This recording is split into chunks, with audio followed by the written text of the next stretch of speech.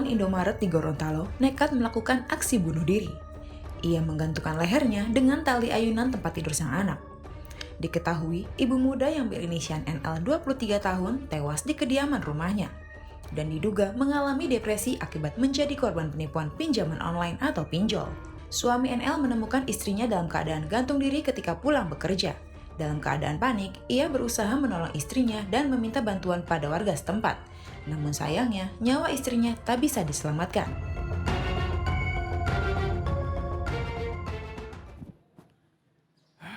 Ya, ini bagian dari kehidupan ya Bu ya. Ada yang bisa menghadapi masalah karena keimanan yakin bahwa ada jalan keluar dari masalah, tapi ada juga yang mengalami seperti yang kita saksikan tadi. Nah, untuk itu bagaimana kita menyikapinya? Langsung kita simak dari guru kita Ustadz Muhai Atali. Yang pertama silakan Ustadz Fadol. Bismillahirrahmanirrahim. Assalamualaikum warahmatullahi wabarakatuh. Alhamdulillah wassalatu wassalamu ala rasulillah amma ba'du. Sedikit singkat pengingat buat saya dan seluruh hadirin permisa Cahaya Hati Indonesia dimanapun berada. Juga ibu-ibu solehah yang ada di masjid ini. Amin. Ibu, pemirsa, hidup ini sudah diatur oleh Allah. Bahkan dari sekian banyak makhluk yang dicipta, manusialah yang termulia. Maka kalau ada orang tuh, saya mah apa, saya mah atuh apa. Jangan lupa kita ini mulia. Sampai saya sering sampaikan, jangan terlalu begitu kepada dirimu sendiri. Allah memuliakan, malaikat memuliakan. Masalah hidup sudah diatur. Tinggal bagaimana kita taat kepada Allah. Jangan menghinakan diri dengan sesuatu yang membuat kita rendah. Rendah di hadapan manusia, rendah di hadapan Allah. Hidup ini indah, kurang-kurang dikit, terseok-seok dikit. Namanya juga hidup di dunia. Allah sebutkan dalam Al-Quran surah Al-Imran ayat 139. وَلَا تَهِنُوا وَلَا تَحْزَنُوا وَأَنْتُمُ الْأَعْلَوْنَ إِن كُنتُم مُؤْمِنِينَ.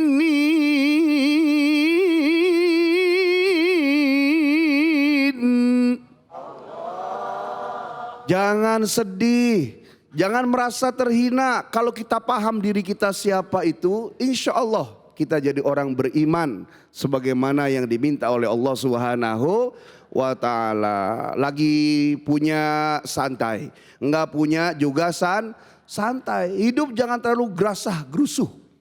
Ya, meskipun pagi Bapak cuma ada singkong di piring, kemudian ada teh segelas, di kantong ada duit 30 juta, tenang aja hidup ini. Ya tenang 30 juta di kantongnya Bu ya. Artinya orang itu jangan terpengaruh oleh selain tubuh kita. Kita sering ngomong bad mood. Berarti kita dijajah oleh keadaan. Harusnya kita yang menciptakan keadaan. Lihat video tadi. Gara-gara uang 2,7 juta orang sampai menghilangkan nyawanya diri sendiri. Padahal Allah sebutkan dalam Al-Quran manusia itu fi ahsani taqwim. Sesempurnanya bentuk. Kalau kita hebat memenuhi haknya Allah, lebih mulia dari malaikat. Kalau kita tidak menggunakan semua kepercayaan Allah, balhum adol, manusia lebih rendah daripada binatang. Naudzubillah min. Masya Allah, baik, terima kasih banyak Ustadz. Kiai Maskur silakan. Assalamualaikum warahmatullahi wabarakatuh. Para guru mulia kita yang sangat saya muliakan, Mas David dan bapak-bapak dan ibu-ibu yang berbahagia, dan segenap pemirsa di seluruh Indonesia yang semoga semuanya senantiasa dirahmati oleh Allah. Amin ya rabbal alamin. Dari tayangan tadi terlihat bahwa setiap orang kepengen bahagia. Tapi kadang-kadang tak faham apa itu bahagia dan bagaimana caranya mendapatkan kebahagiaan. Secara sederhana, Bahagia itu kalau kita mengalami kondisi senang dan tenang. Orang senang kadang-kadang belum tentu tenang. Yang tenang juga seringkali tidak senang. Bahagia itu ketika kita hidup senang dan tenang. Sumber kesenangan ini berbeda dengan sumber ketenangan. Orang mungkin senang kalau punya duit, tapi yang banyak duit hidupnya belum tentu tenang. Begitu pula sebaliknya. Bagaimana kita mendapatkan kebahagiaan itu? Allah berfirman di dalam Al-Quran, Man 'amila salihan wa huwa man 'amila salihan min dzakarin aw untha wa huwa mu'minun falanuhyiyannahu hayatan thayyibah wa lanajziyannahum bi ahsani ma kanu ya'malun. Barang siapa yang beramal soleh, baik itu laki-laki maupun perempuan, dan dia dalam keadaan beriman, maka Allah akan memberikan kehidupan yang baik. Dan Allah akan memberikan balasan pahala lebih baik dari apa yang mereka kerjakan. Kunci bahagia dua, amal soleh dan dia beriman.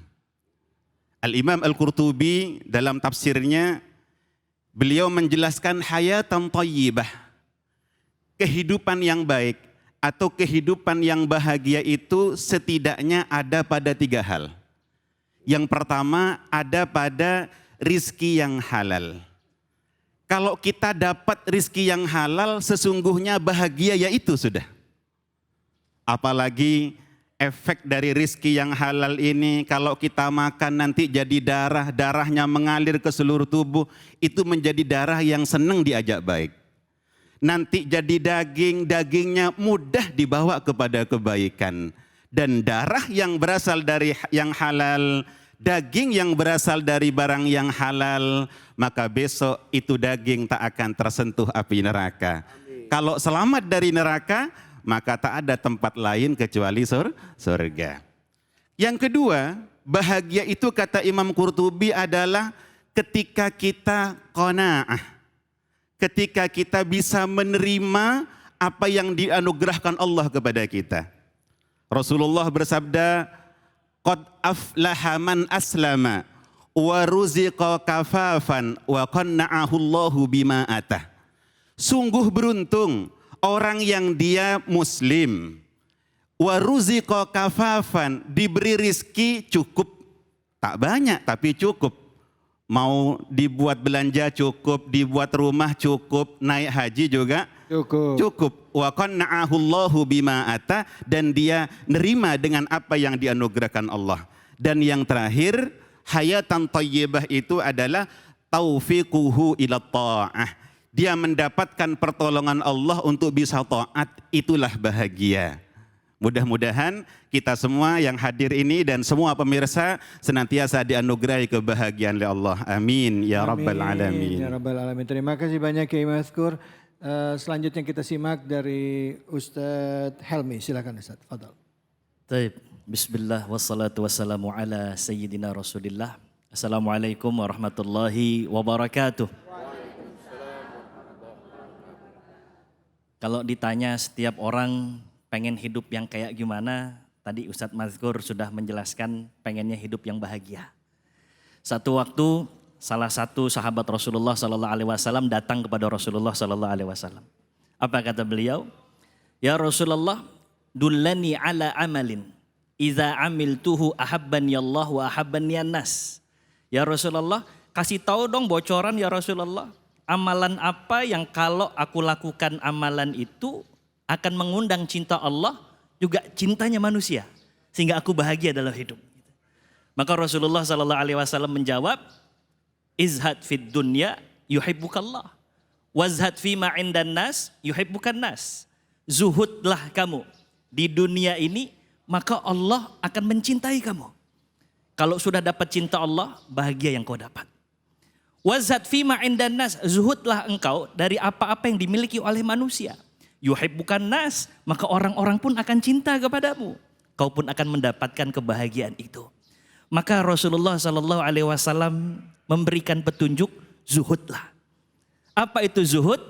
Bapak Ibu jemaah yang dimuliakan Allah Subhanahu Wa Taala, zuhud itu adalah hidup yang cenderung sederhana. Zuhud adalah hidup yang nggak hura-hura. Zuhud adalah hidup yang tahu mana kebutuhan, tahu mana keinginan, mana needs-nya, mana wants-nya, begitu kata orang Depok. Hidup zuhud adalah hidup yang orientasinya akhirat. Maka ketahuilah mereka yang pola hidupnya pola hidup zuhud, dia akan mendapatkan ketenangan dunia juga ketenangan akhirat insya Allah. Begitu. Barakallahu fikum. Masya Allah, baik. Terima kasih banyak guru-guruku.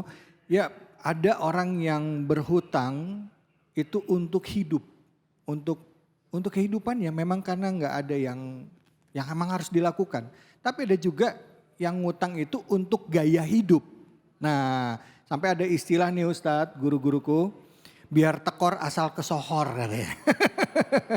Ini nih ya, menyesuaikan gaya hidup, bagaimana gaya hidup di dalam Islam ya. Kita akan bahas lebih dalam. Jadi jangan kemana-mana ya, tetap di sini di Cahaya Hati Indonesia.